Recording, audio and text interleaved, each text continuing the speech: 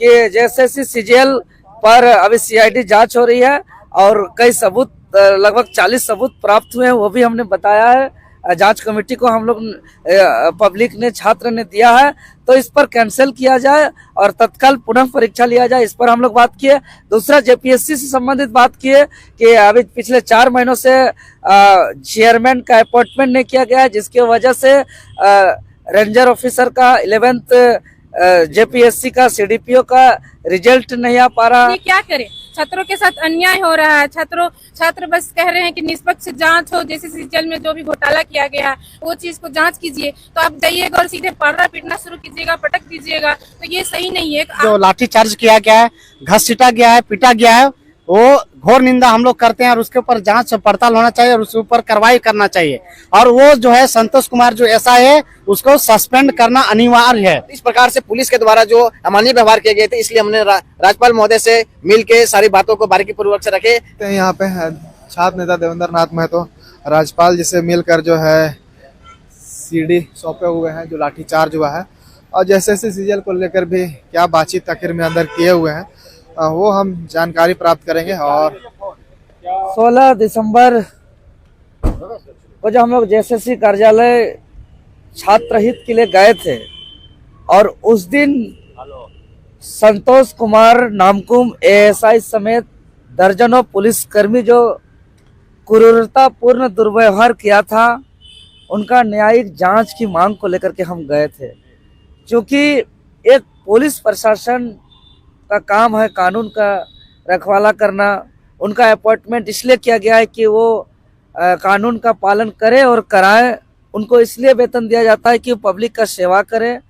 लेकिन उस दिन जो दुर्व्यवहार किया गया कि 500 मीटर तक निषेधाज्ञा लागू था जेएसएससी कार्यालय से, और हम लोग कम से कम 2 किलोमीटर दूर नामकुम बाजार सदाबहार चौक के पास मैदान में थे।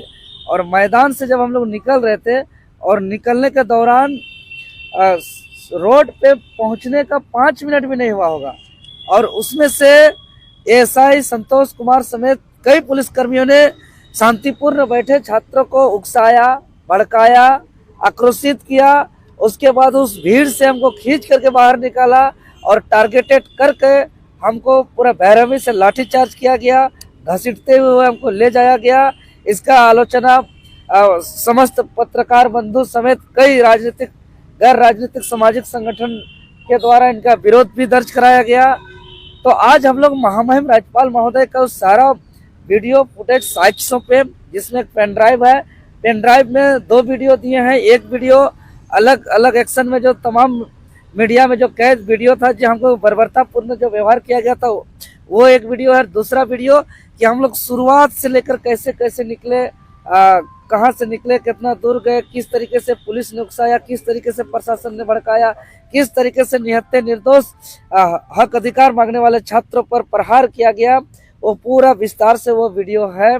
और दूसरा कई फोटोग्राफ है, कोई अखबार के कटिंग है, बहुत सारा चीज हम लोग सबूत सौंपे हैं। राज्यपाल ने क्या कहा देवेंद्र, और हम लोग ने निवेदन किया है महामहिम राज्यपाल महोदय को कि इनका जांच किया जाए। और महामहिम राज्यपाल महोदय ने साफ साफ कहा, करिए, ये तो देवेंद्र नाथ महतो खुद हम जान रहे हैं कि जिस जगह पे घटना घटा है वो जगह रांची लोकसभा क्षेत्र आता है, जहाँ से देवेंद्र नाथ महतो सम्मानजनक वोट लाए हैं, 1.5 लाख आसपास वोट लाए हैं रांची लोकसभा क्षेत्र से। राज्यपाल बोले हैं, हाँ, इस बात को बोले, इस बात को भी बोले उन्होंने कि सिल्ली से भी इनका अच्छा वोट आया। तो एक सम्मानजनक युवा दिलों के धड़कन और आंदोलनकारियों पर इस तरीके से दुर्व्यवहार करना, ये लोकतंत्र का हत्या है। ऐसा बिल्कुल नहीं होना चाहिए।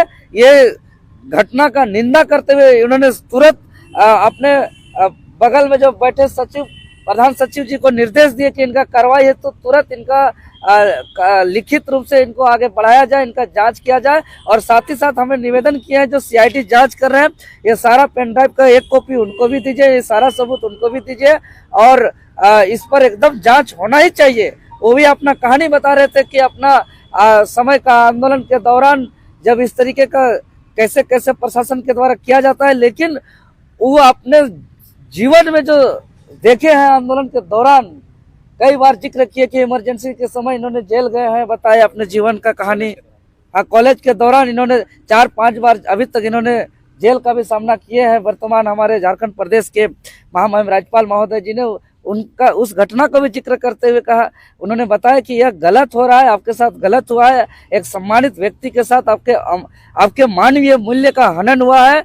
हम लोग इस पर लिखेंगे, इस पर जांच का मांग करेंगे। कि राज्यपाल इतना बात बोल रहे हैं, राज्यपाल क्या बोले थे? आज राज्यपाल महामहिम राज्यपाल महोदय जी का ही बात कर रहे हैं।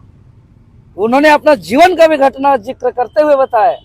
और कॉलेज के दौरान, इमरजेंसी के दौरान उन्होंने कितना एक बार 17 दिन जेल में रहे, एक बार 1 साल एक बार जेल में रहे। बोले कि मुख्य सचिव डीजीपी को बुलाते हैं, क्यों हुआ ऐसा? नहीं, उन्होंने बोले कि इसको लिख के हम लोग कार्रवाई के लिए, जांच के लिए आगे भेजेंगे और ये जांच होगा, जो कि मेरा, और इसको हम लोग आगे इस पर और कार्रवाई के लिए हम मानव अधिकार आयोग को भी हम लिखने जा रहे हैं। जो संतोष कुमार ASI नामकुम के विरुद्ध हम हाईकोर्ट में भी इनका रिट फाइल करने जा रहे हैं और इस पर और हर एक जगह हम इस पर लिखित शिकायत करेंगे और इस पर कार्रवाई कराने का काम करेंगे। इसके अलावा हमने महामहिम राज्यपाल महोदय से बात किया है कि जैसे CGL पर अभी CID जांच हो रही है और कई सबूत, लगभग 40 सबूत प्राप्त हुए हैं, वो भी हमने बताया है। जांच कमेटी को हम लोग पब्लिक ने, छात्र ने दिया है, तो इस पर कैंसिल किया जाए और तत्काल पुनः परीक्षा लिया जाए, इस पर हम लोग बात किए।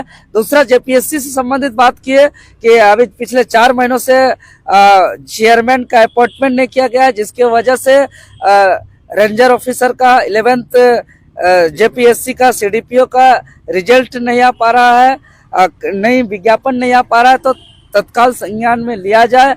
माननीय हाईकोर्ट का भी निर्देश है, उसके बावजूद यहाँ की सरकार JPSC अपॉइंटमेंट नहीं कर रही है, इस पर भी हमने अवगत कराया। साथ ही साथ जो शिक्षक बहाली PGT में जो नगर पालिका में जो गड़बड़ी हो रहा है और भी नियुक्ति से संबंधित हम लोग ने बात किया है और सभी बातों को गंभीरता से सुने महामहिम राज्यपाल महोदय जी ने। तो आप अपने लिए न्याय की गुहार लगाने के लिए जी तमाम जांच को लेकर उन्होंने कहा कि टाइम फ्रेम तय करेंगे कि कितने दिन में जांच हो जाए। नहीं, अभी तत्काल निर्देश दे दिए लिखित रूप से आगे बढ़ाने के लिए, तत्काल दे दिया। हमको लगता है 1-2 दिन में आगे फाइल बढ़ जाएगा। ये जो CID की जो जांच, उस पर भरोसा नहीं है आप लोगों को? देखिए, CID का जांच पे भरोसा है, बिल्कुल भरोसा है, हर जांच एजेंसी पर भरोसा है, ऐसा नहीं कि हम भरोसा नहीं है बोल सकते हैं, लेकिन CID किस तरीके से जांच कर रहे हैं, क्या क्या साइड जा रहा है, क्या सबूत मिल रहा है, हम चाहेंगे कि ये पब्लिक को भी पता चले, वो प्रेस कॉन्फ्रेंस करके सार्वजनिक करे। क्यों भरोसा नहीं रहेगा? हर एजेंसी पर भरोसा है, लेकिन सार्वजनिक होना चाहिए कि जांच का स्टेटस क्या है, जांच का रिपोर्ट क्या है, जांच का आउटपुट क्या निकल रहा है, ये सार्वजनिक होना चाहिए।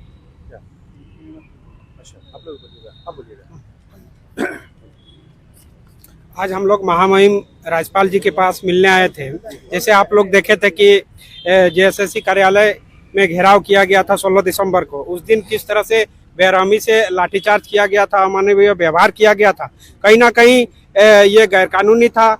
BNS की धारा 163 के तहत 500 मीटर के दायरे में वो लागू था, तो वहाँ पर हम लोग वहाँ से 1 किलोमीटर दूर ही थे और उस समय इनके ऊपर लाठीचार्ज किया गया।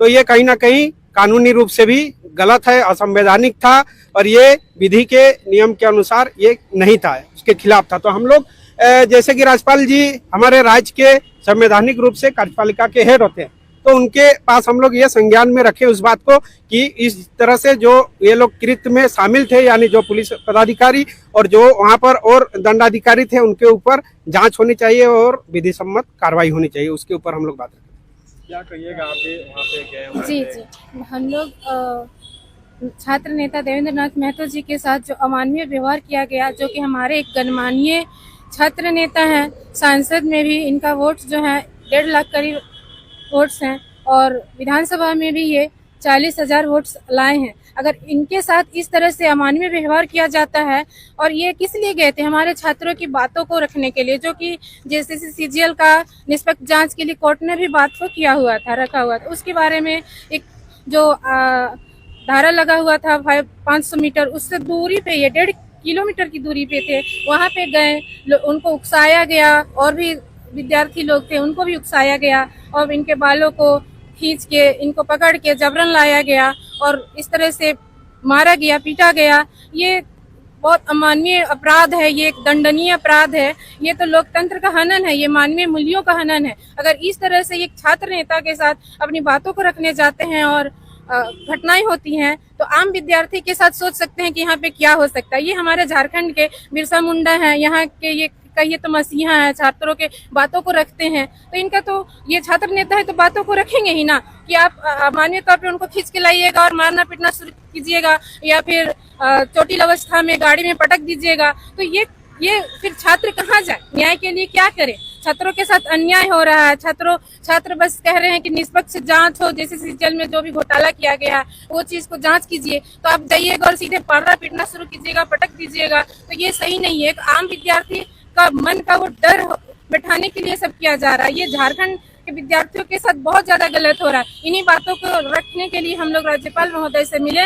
जब एक छात्र नेता के साथ इस तरह से क्रूरता के साथ अमानवीय व्यवहार किया जाएगा, तो एक आम विद्यार्थी के साथ क्या हो सकता है? आम विद्यार्थी यानी कि बोले भी नहीं, अपने अगर मार्क्स ला रहा है, अच्छे मार्क्स ला रहा है, आप कहेंगे कि नहीं हो पाया, उसको रीजन भी नहीं बता रहे हो और डायरेक्ट आप मारपीट पे उतर जाएंगे, तो ये तो गलत है और ये झारखंड हित में है ही नहीं, झारखंड के विद्यार्थियों के लिए है नहीं। इसलिए हम लोग राज्यपाल महोदय से मिले। धन्यवाद आप लोग का।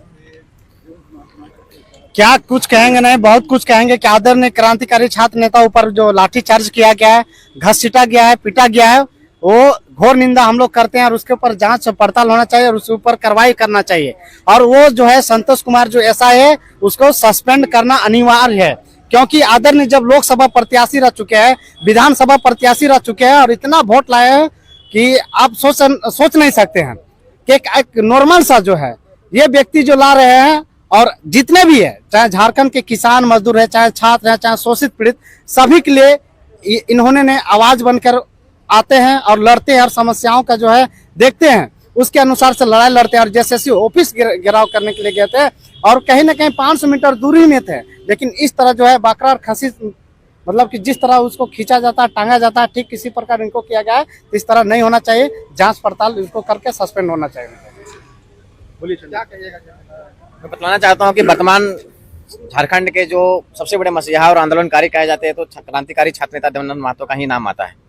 इन्होंने लगभग 10 वर्षों से लगातार छात्रों की लड़ाई के लिए मुखरता पूर्वक से लड़ाई लड़ते आए हैं, लेकिन ये घटना 16 दिसंबर 2024 की मैं बताना चाहता हूं कि जेएसएससी कार्यालय के 500 मीटर के डायमीटर पर ये निषेध था कि वहां पर आप बैरिकेडिंग किए गए थे, वहां पर किसी भी प्रकार का प्रोटेस्ट नहीं कर सकते हैं। लेकिन 1.5 किलोमीटर के दायरे में जब देवेंद्र महतो ने अपने आगे बढ़ने की कोशिश किया गया था, देखे होंगे कि रोड में जब बैठे हुए थे तो पुलिस के द्वारा जो संतोष कुमार एसआई जो नामकुम थाना के थे, उन्होंने उसको कॉलर पकड़ के, बाल पकड़ के, देखे होंगे कि लाठी से चार्ज किए और बर्बरता पूर्वक मारते हुए, घसीटते हुए गाड़ी में पटक दिए और उस प्रकार से चोटिल अवस्था में भी इनको डिटेन करके रखा गया। 30 घंटे तक लगातार डिटेन करके रखा गया और चोटिल अवस्था में इनको जब इलाज कराने के लिए बोला गया देवेंद्र महतो के द्वारा, तो इलाज भी नहीं कराएगा। जब देखे होंगे कि 30 घंटे के बाद जब कोतवाली थाना से इनको बेलबोंड भर के इसको बाहर निकाला गया था, तो देखे कि बहुत चोटिल थे, दर्द से असहनीय दर्द हो रही थी, तो फिर हमने उनको देखे होंगे कि सदर हॉस्पिटल रांची में उनको इलाज करवाया और